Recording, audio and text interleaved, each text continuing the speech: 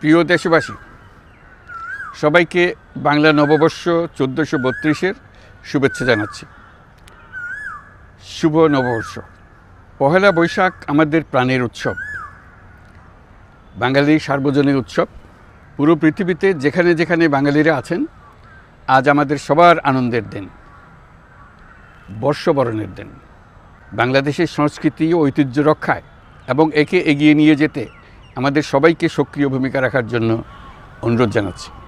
আমাদের এইসব ঐতিহ্য যেন আমাদের নিজেদের মধ্যে সীমাবদ্ধ না থাকে, আমাদের সংস্কৃতি যেন আমরা ছড়িয়ে দিতে পারি বিশ্বের দরবারে। পহেলা বৈশাখ সম্প্রীতির দিন, মহামিলনের দিন, আজ সবাইকে আপন করে নেওয়ার দিন। এবারের নববর্ষ নতুন বাংলাদেশের প্রথম নববর্ষ।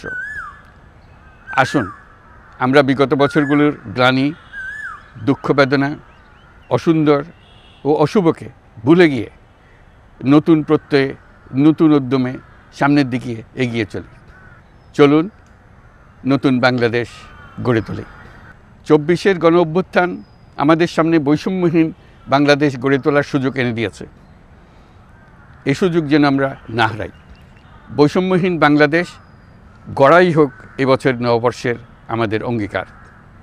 আমি নববর্ষের সকল আয়োজন ও উদ্যোগের সাফল্য কামনা করছি। নববর্ষ 1432 আমাদের সবার জন্য শুভদিনের সূচনা করুক।